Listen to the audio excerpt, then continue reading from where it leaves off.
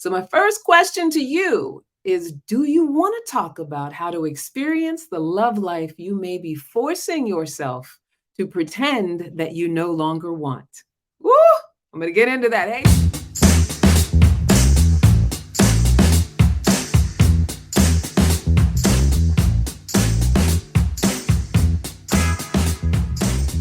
Hey, sweet baby. Welcome to Loving Relationships for Women of Color.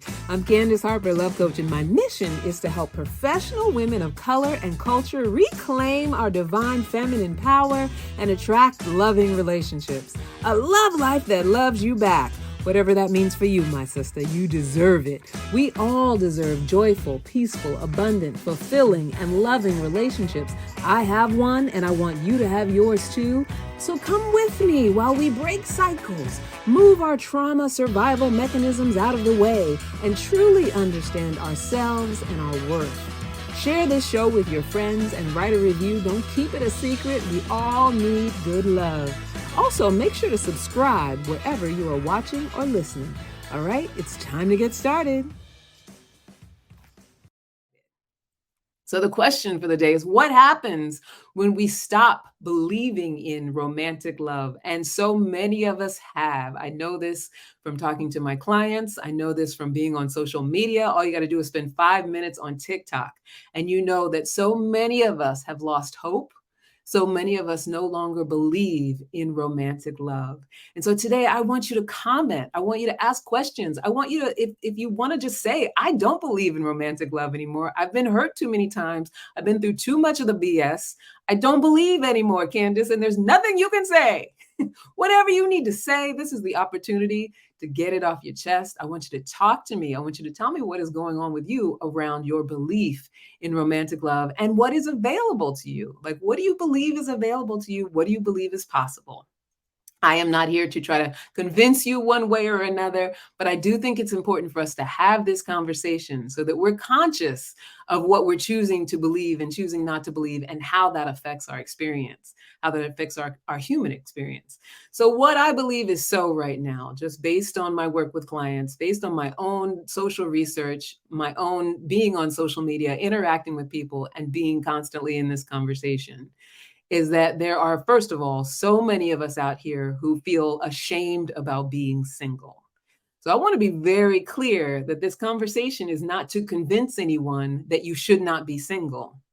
We all need to go through a season of single. So there's nothing wrong with being single. Single is actually a very important part of adulthood, that we have to be able to take time to be in relationship with ourselves. So especially if we've had a hard relationship or if we've suffered any sort of romantic trauma, that part where we actually focus on our relationship with ourselves is part of what heals us and has us able to develop beliefs that actually work for going forward. It helps us to alchemize whatever we've been through so that we can experience something different, maybe something different than what was modeled for us or something different than what we think is possible for us. We need the season of singlehood. So, I don't want any single shame to enter into this conversation thinking that I'm trying to convince you that you have to believe that you need to be in a relationship. That's not what this conversation is about. All right. And there are so many of us out here who have survived abusive and soul killing relationships. And that's just the truth. There's a lot of us out here. There's a lot of anger in this society. There's a lot of trauma in the society. There's a lot of people walking around unhealed. And so many of us have been in relationships with people who had no business being in a relationship. Right. Or we had no business being in that relationship. Or, it tore down for whatever reason, whatever negative things that we brought to it, whatever negative things that other people brought to the partnership. For many reasons, we have had trauma when it comes to love. And that's just what is so. That's what's out there. So many of us are unsure about our sexuality. There's enough of us out here who are trying to live closeted or trying to live a different identity than what is really so. And this is not to judge anyone who's in that position, because we live in a society that even to this day makes it very difficult to live our truth. Right? Whatever gender you may be attracted to, whatever you believe about who you are, your identity, your gender identity, all of those things, we live in a society that makes it very difficult to explore and to be self-expressed and understand ourselves. So because of that, we end up unsure. We end up questioning, but ashamed or hiding and not willing to, or not able to sometimes be as expressive as we could possibly be, which is part of what helps love and connection foster. Right? So many of us out here have compartmentalized the part of ourselves that deeply desires intimate, loving connection. So when we stop believing something is possible for us, we then have to put it somewhere because we're still human. Even if you believe something is not possible for you, you're still a human being who wants certain things. You're still a human being with desires. And one of the main desires that humans have, one of the main needs that we have, is connection with each other. It's just a basic human need, right? Maybe not everyone wants to have sexual relationships. Maybe not everyone wants to be in a traditional marriage, but the need for human connection, basic connection, we cannot deny it. And so oftentimes when we've been unsuccessful around relationships or we've had difficult or painful relationships, we've just decided to compartmentalize it. I'm not going to deal with it. I'm not going to look at it. I'm just going to put it aside somewhere. And please comment if any of the things that I'm saying you resonate with. I know it's hard sometimes to, admit publicly that this is what I've been thinking. This is what's been going on with me. But I can tell you a lot of these things I experienced through talking to clients, and I also have experienced myself. So these aren't things that are just, completely foreign that I'm putting out there somewhere. My invitation is, the more we share it, the more we open up about what resonates with us, the less we have to feel any shame about it. We get to find some commonalities, right? So that compartmentalization thing is big and it's real because it has us cutting off the possibilities and not believing that what we want is available to us. Also, so many of us are buying into the negativity that we hear over and over again on social media. I feel like oftentimes, the way we interact is through social media, the way that we see how other people are living and see what's possible, the way we look for things that resonate with us is through social media. And so when we hear over and over again that, this is the state of love today, that no one is viable, that, dating sucks. I did a show a couple weeks ago about dating online and what that's like. We hear over and over again people with their ranting about what their experience has been. It's very easy to sort of join that chorus and be part of that. And then the beliefs start to form and they start to become embedded. And so we actually continue to experience and create exactly what we believe. Unworkability. Love is not available to me. Love sucks. This is not the way I want it to go. I don't know how to do this. I need to compartmentalize it. I'm not even sure if I want what I want or if someone just told me I'm supposed to want it. All of those things are what is sort of the condition right now. There's also those of us who have internalized the stigmas around managing our emotional and mental health. So with all of that said, all of those things that are going on, and we're internalizing that there's some stigma if we were to ask for help or to ask for support, how are we ever going to get to a place where we do get to start to believe that what we want is available to us? How do we ever get to a point where we feel comfortable enough in our relationship with ourselves that we can be in relationship with other people and, be able to roll with and flow with how that can, be a roller coaster, sometimes be wonderful and sometimes not be so wonderful. Because just like when we're single, the ups and downs still keep on coming. There's no solution one way or the other. Some people are like, well, I'm just going to stay single, as if that's the solution. And some people are like, well, I'm just going to stick with this relationship because at least I got somebody, thinking that's the solution. But here's the thing, the ups and downs are going to come no matter which way you go. So we can't necessarily control ourselves into a place of, just being okay with it. If that's not what we want, it's all about knowing that we can actually have what we want, that what we want is actually available to us, whether or not it's in front of us in reality in the moment or not. Also, something else that is so is that we buy into the negativity that we hear over and over again about women of color being marginalized, as if, we're undesirable or there's something wrong with us as a monolith, right? As far as dating. And when we start to internalize that, then it's like, well, I may not think something's wrong with me, but if that's what everyone else is thinking, then it's going to be difficult for me to date. And when we take that on and internalize it, that's exactly the outcome. That's exactly the impact it has on our life. Also, a lot of women in general just upholding the notion that there's nobody worthy of dating, that there's nobody out there that's going to be good for me. And so if I'm, you know, operating through that belief, that paradigm that there's nobody who's going to be good for me, and I'm upholding that notion as well, I'm going to experience exactly what I believe. And the fact is that there truly are people who have no business dating whatsoever. That's just the truth, right? The entire 100% of the population is not dateable. And that is what is so. And whether it's that, we need clinical therapy or they need clinical therapy, or, there's just a lot of people who are just a big ball of trauma or just hurt people looking to hurt people, whatever that may be, that does exist. However, it's through our belief and our focus on that existing that has it show up consistently in our lives. So that's not something that we have to consistently be confronted with, but it's that willingness to say, well, who do I need to be so that I'm not consistently confronted with those who go against what it is that I say that I want? But those are just some of the things that I believe are so right now, just, what's in existence right now around our dating and around, being able to sustain relationships and have healthy, loving relationships. There's a lot of beliefs out there that work against that. And the thing that we want to be conscious of is that they're just beliefs.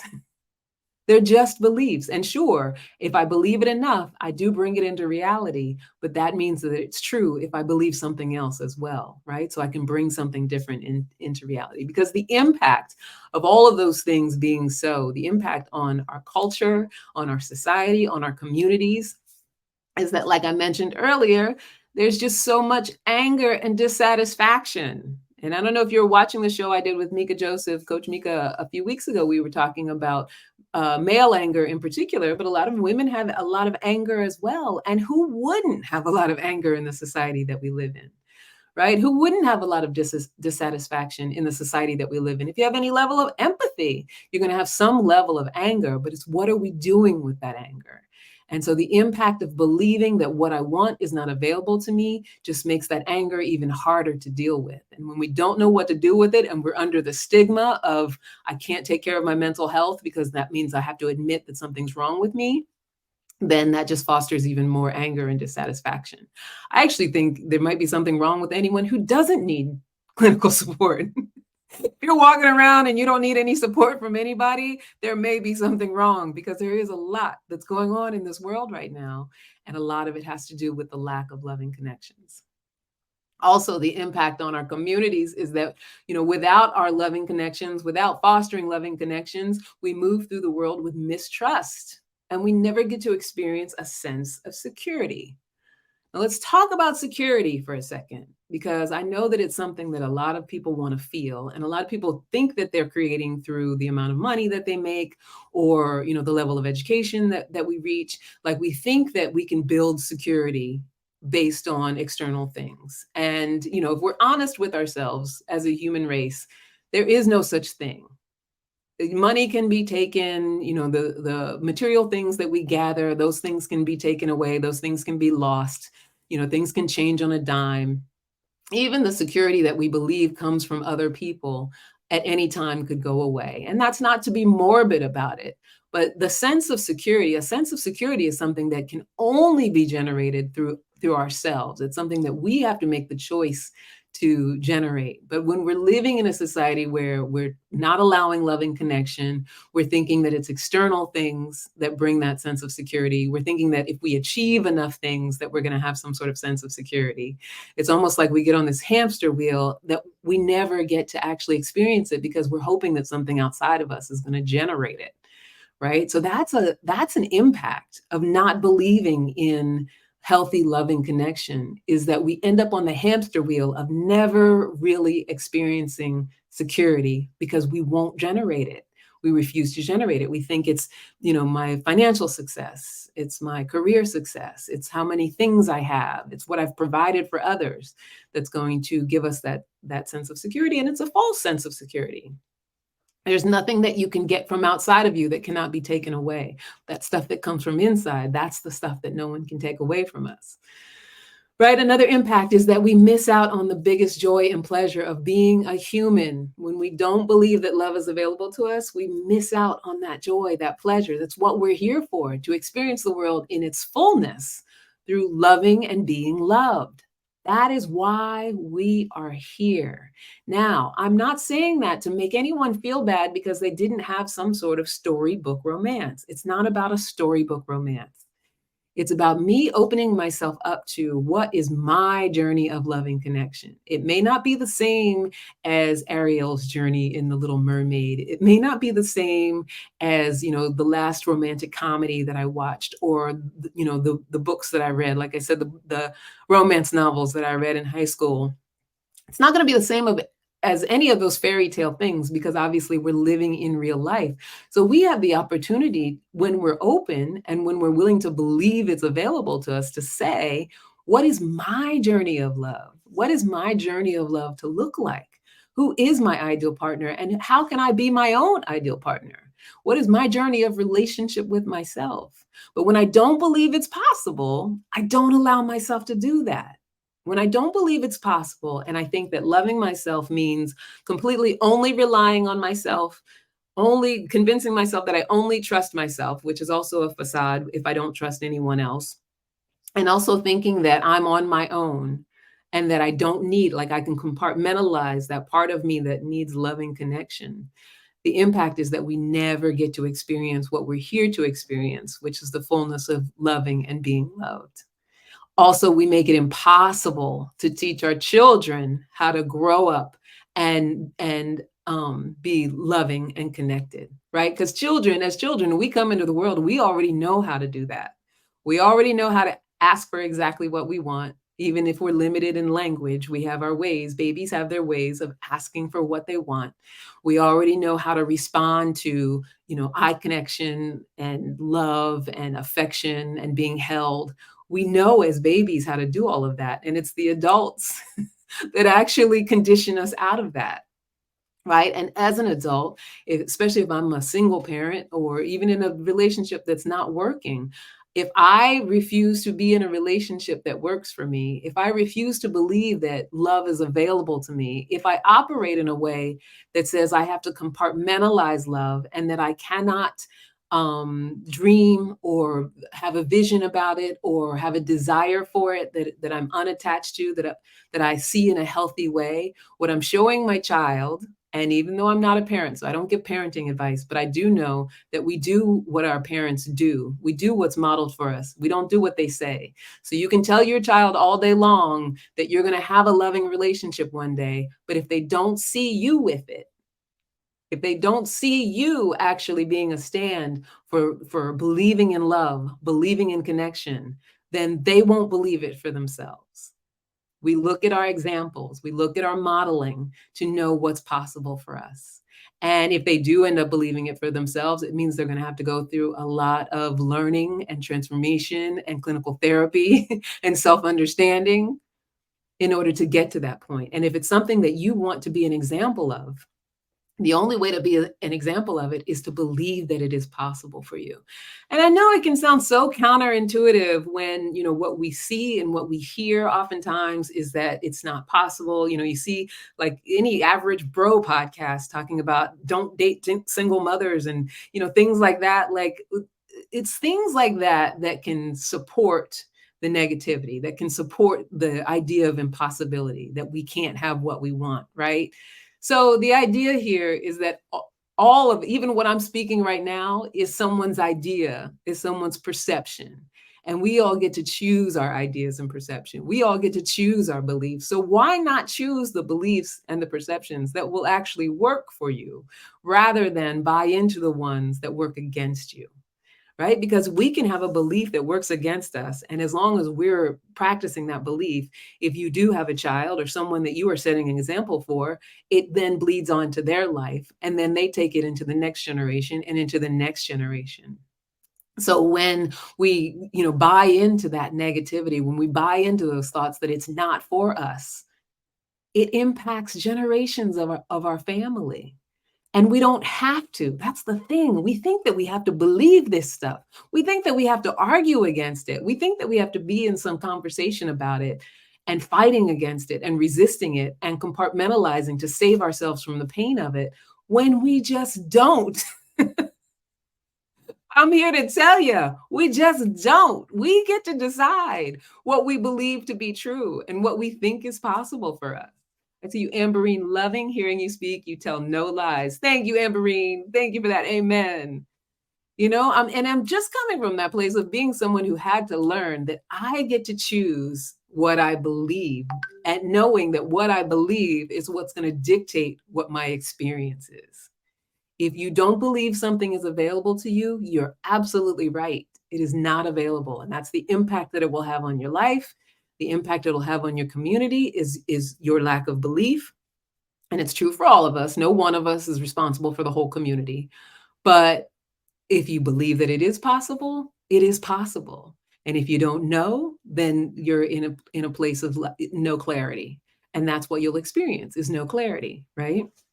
And so our communities suffer because without loving, healthy relationships, we remain subhuman. Without loving, healthy relationships, we remain subhuman. And I want you to take that in, especially as people of color, people who come from generations of oppression, generations of where we might have been treated as though we were subhuman. I want you to really take that in. When we don't believe that loving relationships, loving, healthy, romantic relationships are possible, are doable, are available to us, we remain in a place of subhumanness. We're like robots, we're like animals, we're just doing what's in front of us, we're just caring about instant gratification. When we believe that loving, healthy relationships are possible and available to us, we understand that we are human and we operate in a way that says, I know that I am a human being that is worthy of this love. So think about that. When I don't believe, what I'm saying is that I'm not worthy. I'm not human. I'm not worthy of experiencing that human part of me. I'm not worthy of taking it seriously. And we can be so dismissive of it. Like I see people all the time like, oh, I don't need to be dating. I don't need to be talking to anyone. I don't need to be in a relationship. I don't care about relationships. That's no big deal. It's a big deal.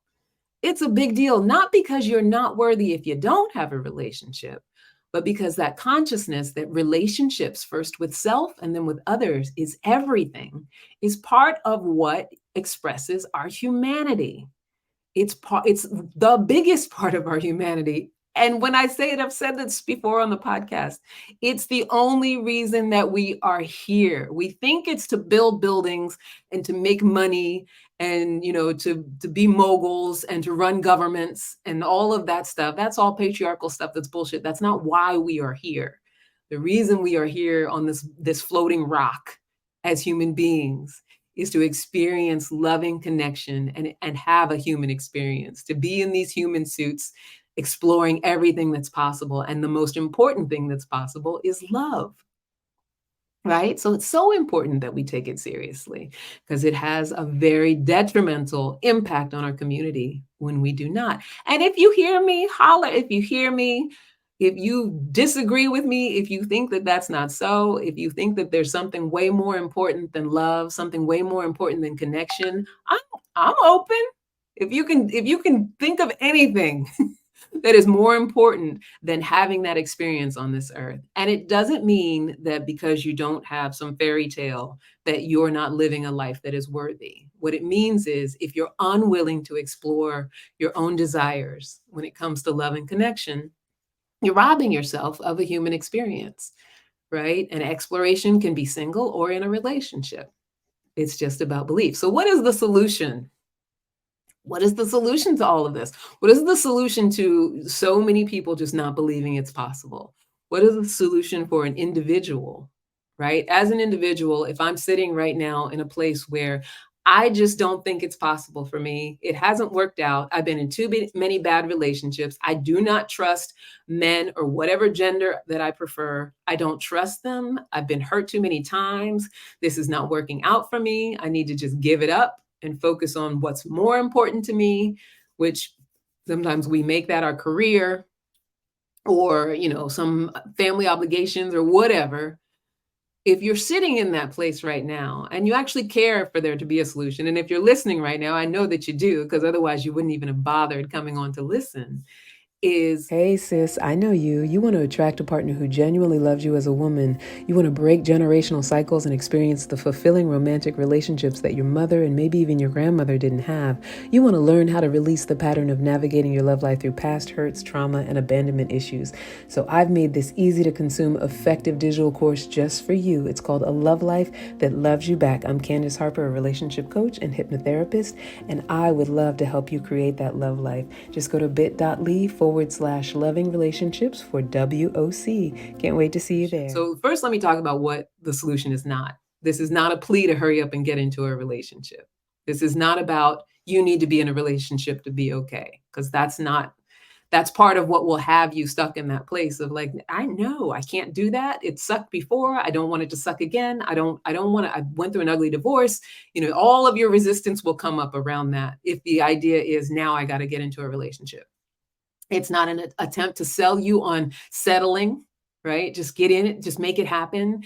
As if there's something wrong with being single. Like I said before, we all have to have a single season. There's nothing wrong with being single. Single is a beautiful place to be when we allow it, when we choose to believe it. And this is also not an opportunity to hide in your shame or use it as an excuse to stay unfulfilled. Right. So, when the resistance comes up, it's like, well, things didn't work out for me. I'm not good at relationships. I'm not good at this. I'm not good at that. I have all this kinds of shame because the relationship didn't work out. I didn't do what I was supposed to do. They didn't do what they were supposed to do. I picked wrong. This is just wrong. This is not for me. That's all shame talking. And sometimes we use that as an excuse to just not allow that part of ourselves to flourish, to not allow that part of ourselves to live in the human experience of being loved and loving. So, what is the solution?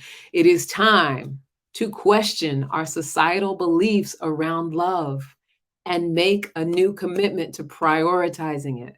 It's time to do that.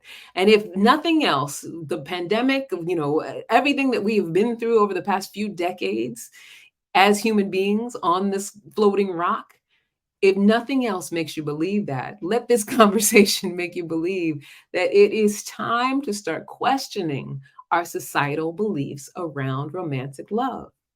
Start questioning what was modeled for you. Start questioning what you see every day, what you see on social media, the things that make you feel like it's not a good thing, the things that tell you that it's not for you. Question those things. Don't just internalize it and allow it to be part of your paradigm. Don't just start operating in a way that aligns with the things that you hear that don't work for you. Just because someone else believes that all men are trash, or someone else believes that women are crazy and can't be trusted, just because that's their paradigm, that's their experience of life, that's their experience of love and relationships, and that's what they focus on, that's what they grow in their lives. Just because someone else shares that with you and believes that doesn't mean that you have to take it on. Question it if it doesn't feel right to you.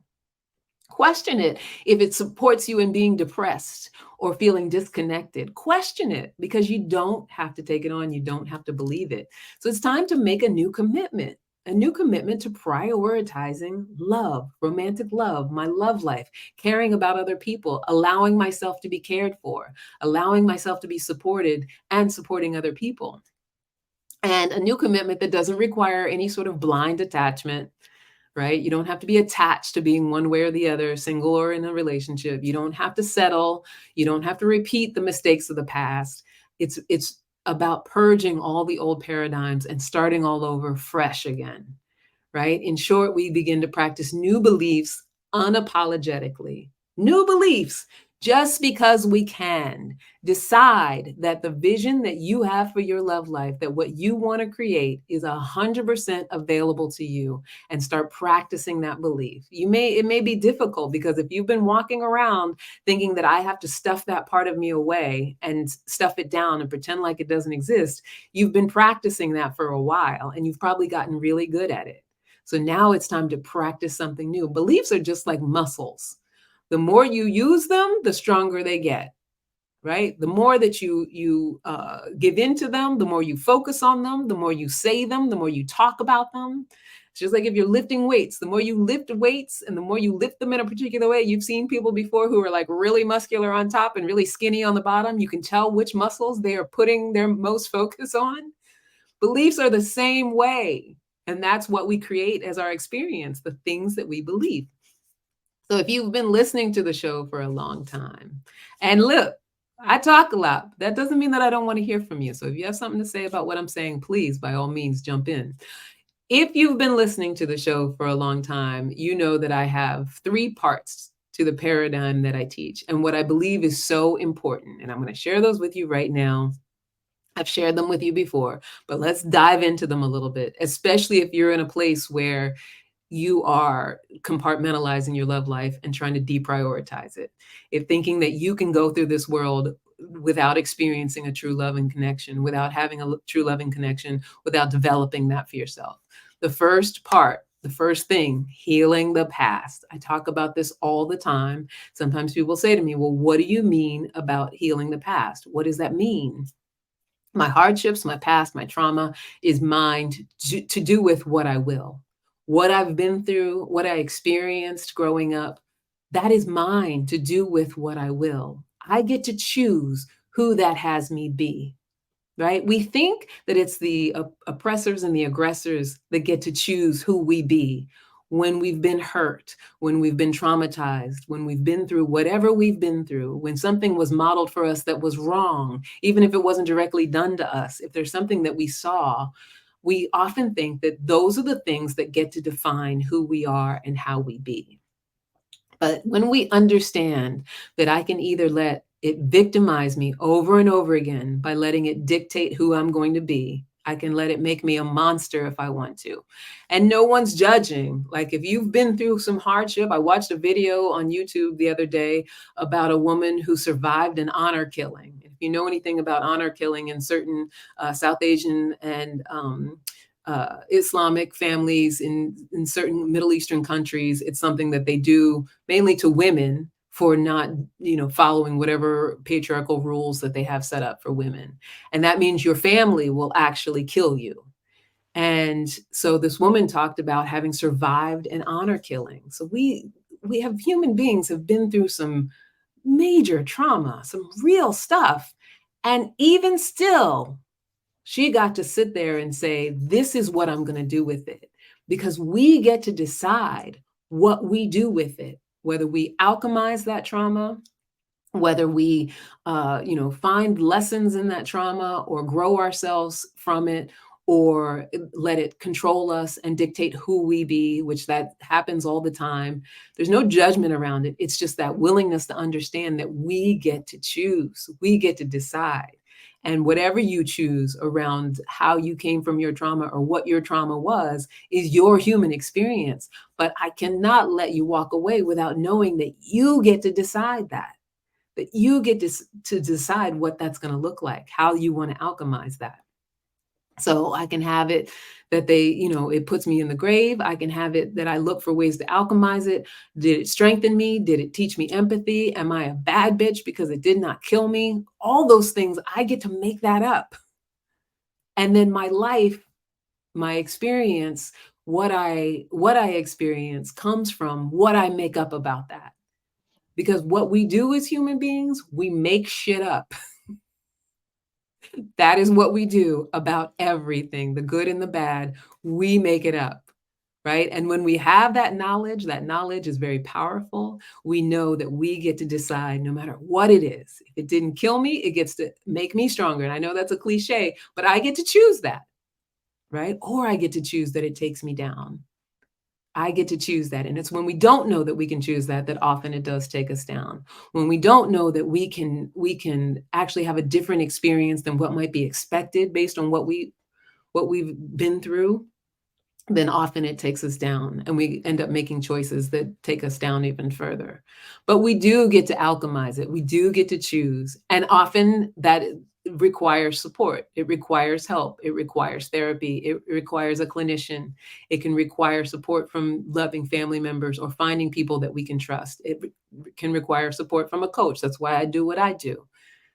But it's a very important piece of it. It's that willingness to look at it and know that I get to do what I need to do in order to have it benefit me in some way. And trust me when I tell you that it can, even the most horrific of things. But it's that willingness to ask for that help. The second is loving ourselves unconditionally. Now, I know that's another cliche we hear all the time. Love yourself, love yourself, love yourself. And what does that even mean? So, to me, loving myself, like I am strong enough to forgive. I have to believe that I am already whole, perfect, and complete. Things like that. I have to believe that whether or not I've gotten that degree or made that money or did everything that was expected of me or became everything that everyone else thought that I should become, I am the alpha and omega, a human representation of source energy. We all are, not just me. Whether I am 40 pounds overweight and binging Netflix and potato chips, whatever it is that I am doing, and I am worthy of my own unconditional acceptance, whether or not I get that raise or solved that problem or wrote that book. I am worthy of my own unconditional love, and I'm worthy of that love from others, even if I've never seen any proof of it from the past. Right. So that is a belief that I get to choose. I get to make that choice. I get to say that, declare that for myself, and I get to practice that. I get to move through the world knowing that no matter what, whether I'm doing what I was told I was supposed to do, what my parents want for me, what society tells me I'm supposed to be doing, I am whole, perfect, and complete. I get to choose that for myself. And I know a lot of my perfectionists are out there. They get really scared because they're like, what? I mean, I would never get anything done if I walked around accepting myself, even when I don't do anything. If I wasn't hard on myself all the time, if I wasn't always raising the bar, I would never achieve anything. So that may or may not be true. Maybe you wouldn't achieve anything, but guess what? You'd still be whole, perfect, and complete. Even if you achieve nothing, you'd still be whole, perfect, and complete. You would still be living in your human experience. And there's nothing wrong with wanting to achieve things, but we want to just be really aware is, do I need to achieve this thing because I think that's the only way that I'm going to be lovable? Do I think that that's the way that I'm going to attract love? Whether it's romantic love or love from my parents or love from my children or love from my siblings, my friends. Do I think that the only way people are going to care about me is if I assimilate into what they think is worthy? Because if I do, I am not allowing myself that loving connective experience. And that means that deep down, I don't believe it's available to me. When I believe it's available to me, I don't put conditions on whether I'm worthy of it. So whether I achieve that PhD or not, I know I'm going to be loved. I know I'm going to be happy. I know things are going to be fine. I may want to do it because it means that, I can be fully self-expressed and live into what I'm passionate about and make a difference for other people. I can want to do it. Absolutely. But I want to be aware, am I trying to do it because I think it's going to make somebody love me more? I had a client one time tell me that she had been procrastinating with this PhD program. She just didn't want to do it. She couldn't get up muster up the energy to do it.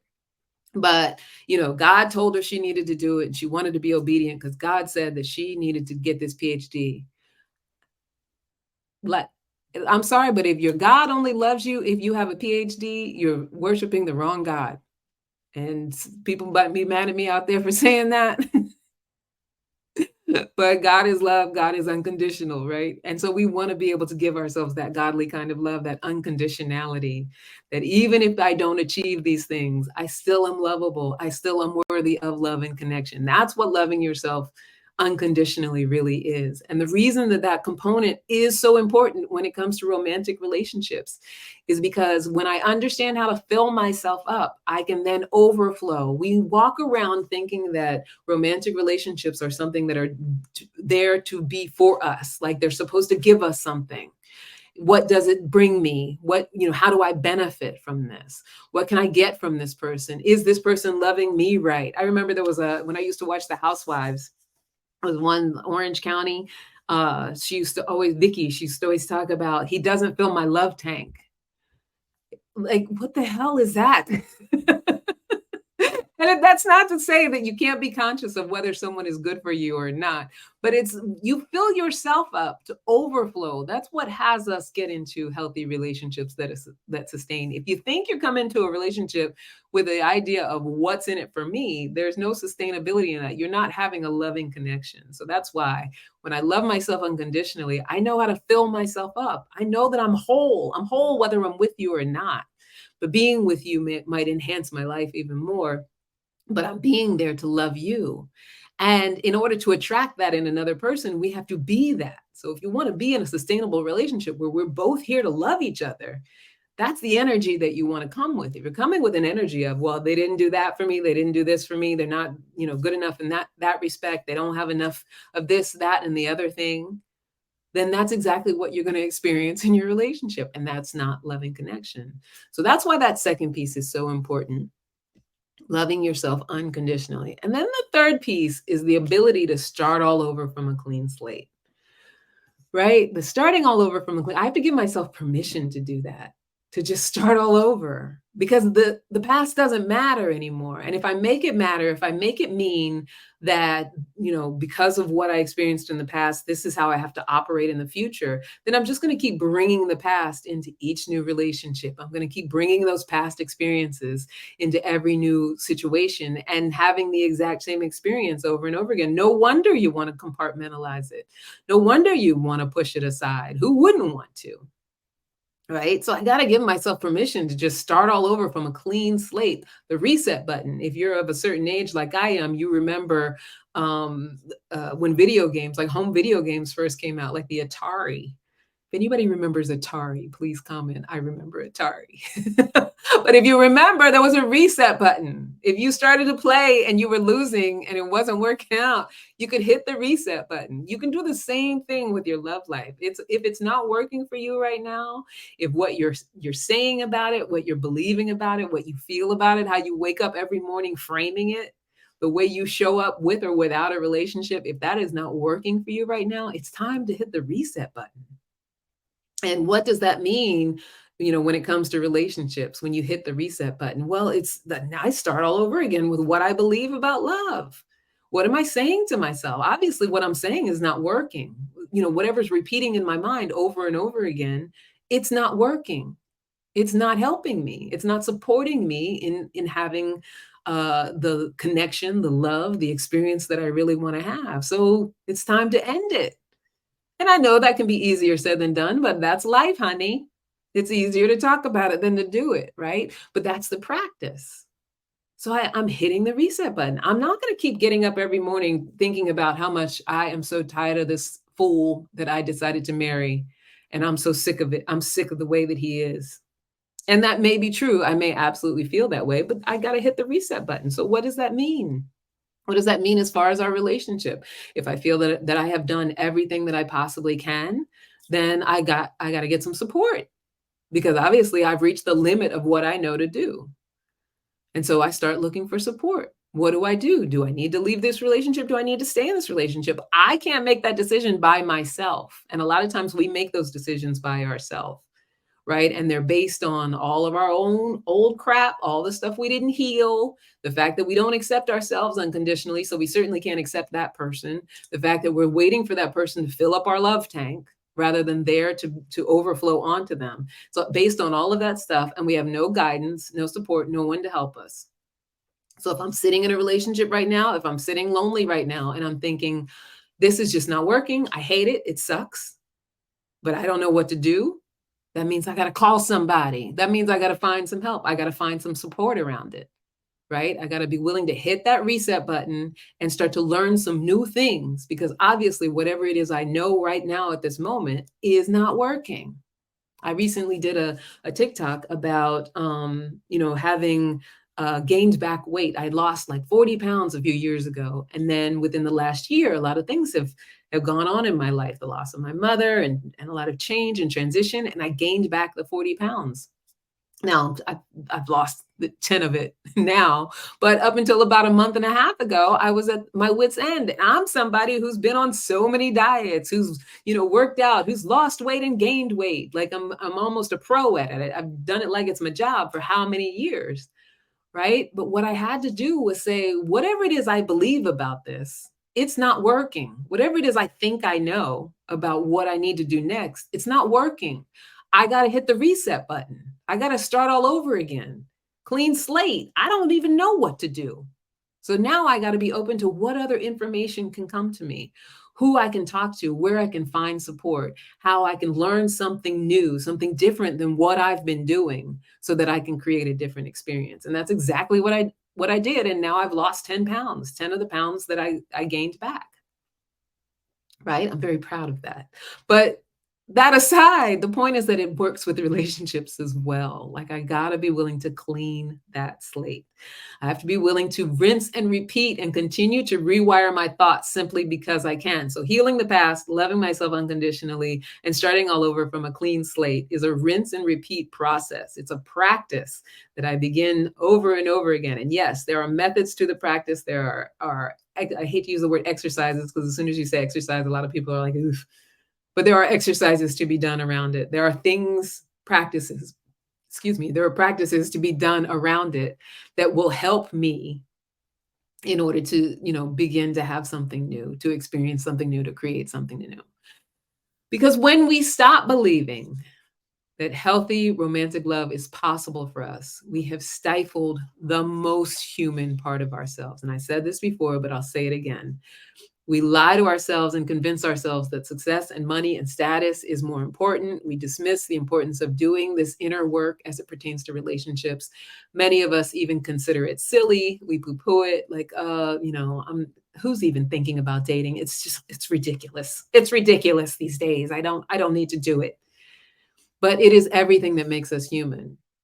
It is everything that allows us to experience heaven, particularly for those of us who have convinced ourselves that heaven is the afterlife. And maybe it is, who knows, except for those who've gone on to it.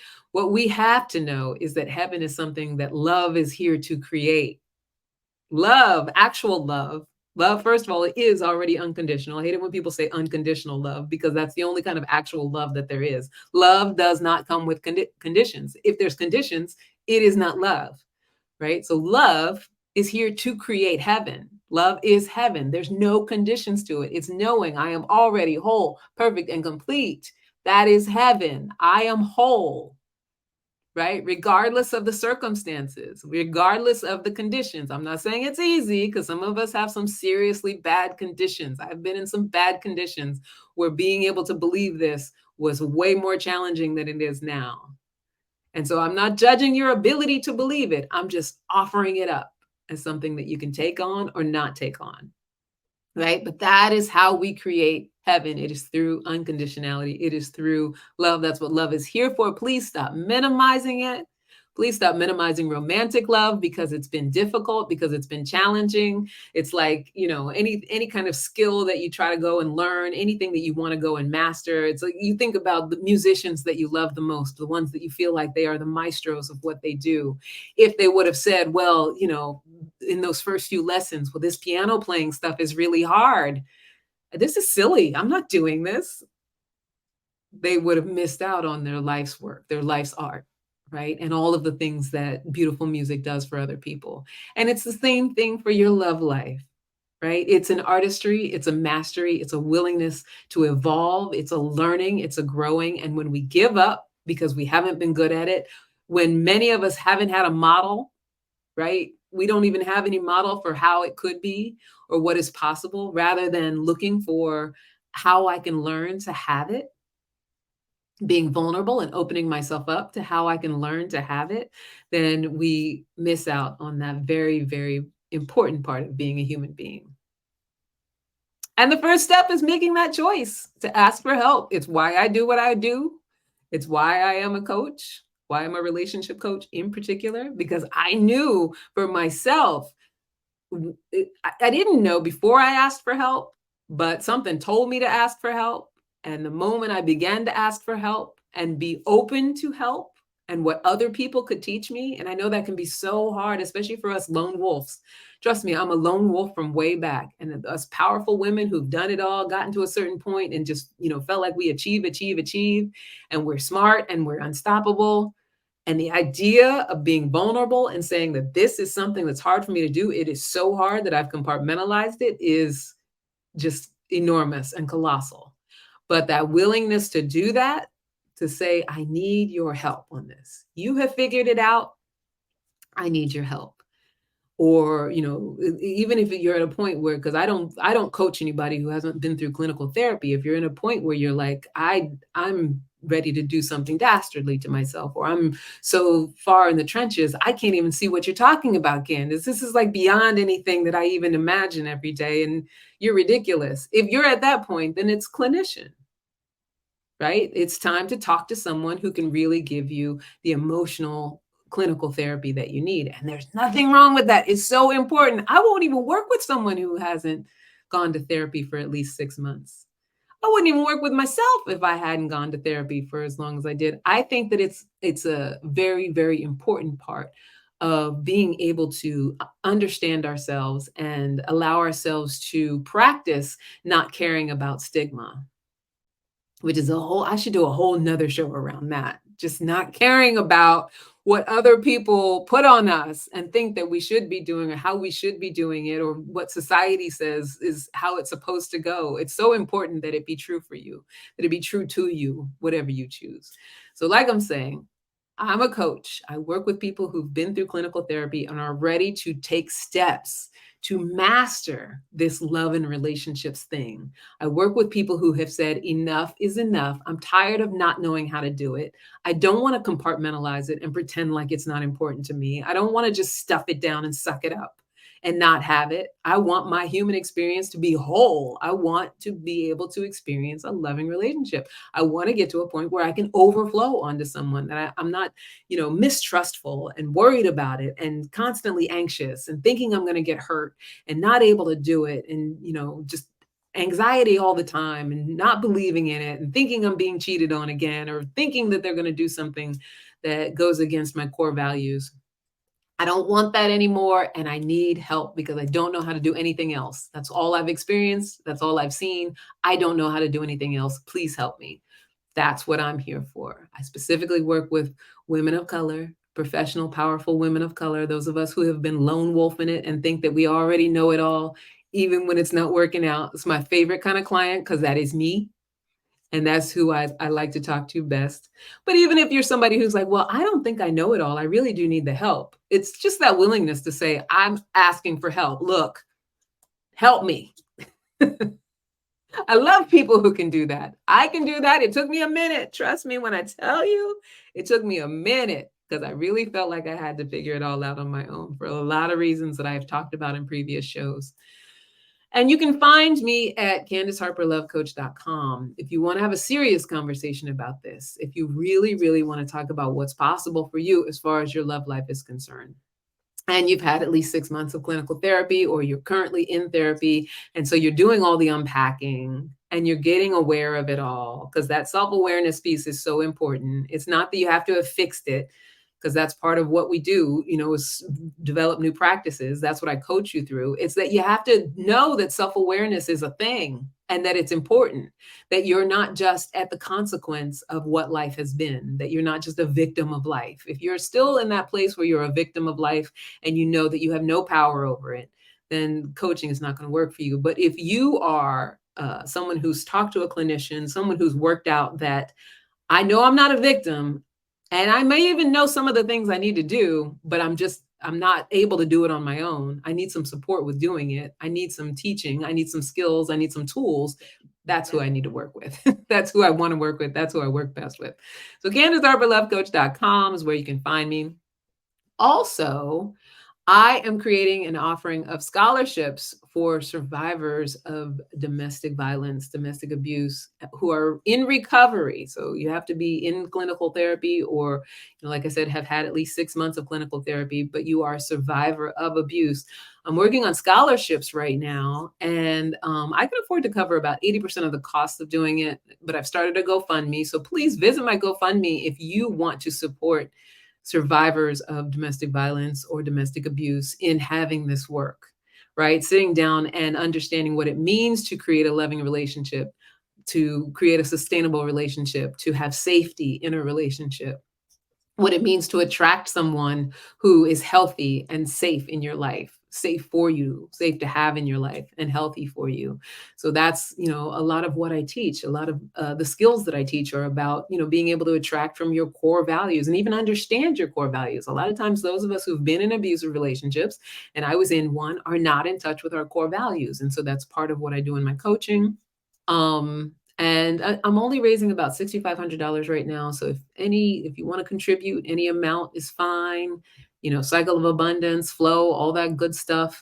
Especially if you feel like you've gotten value from me in any way, pay it forward because you will be helping out another person. And I don't specifically only work with women when it comes to these scholarships. I work with men as well, whatever your gender identity. If you are a survivor of domestic violence or abuse, that's who I work with as far as these scholarships are concerned, because I believe that this work should be accessible to everyone. And that is it, my sweethearts. I mean, thank you so much. Those of you who stopped by, those of you who got a little bit, those who come back later and actually get to watch the video, feel free to comment. I will definitely interact with you. If there's anything that I want you to take away from this conversation, especially if you're someone who does not believe that healthy, sustainable love is available to you, question that belief. Question the beliefs that don't feel right. If you believe something, here's the way you know. You start to think it, and either your body reacts to it, whether it's that your stomach flips, or that you start to feel anxiety, or you get a headache, or it just doesn't feel good. You start down a negative path. If you think a thought and that's what happens, it's time to question that thought. It's time to question that belief because it's not working for you. It's not working for you. The woman who I learned hypnotherapy from, her name's Marissa Pierce. She does a rapid transformational therapy, it's called. And she always says, tell yourself a better lie. Because guess what? It's perception. It's all lies because it doesn't exist in reality. The way we perceive things, the way we perceive other people, the things we believe, the subjective things that come from our own experiences, that we make it up.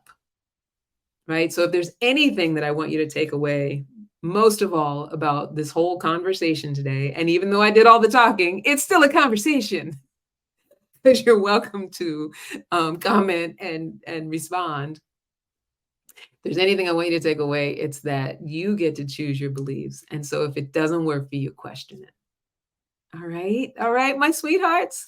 I love you so much. Please get in touch so we can continue this conversation. Let's change the world. Let's change our communities. Let's start to believe in loving connections again. Let's stop making, violence okay on TV and love and connection not okay. Right. And by love and connection, I don't mean, I know porn and things like that are okay.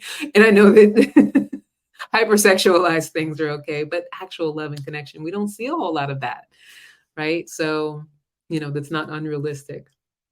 I could go on. I love you so much. Until next time, please keep being unapologetically lovable, being you, unconditional, and give yourself grace, my sweetheart. This is this journey that we're on, the journey of life.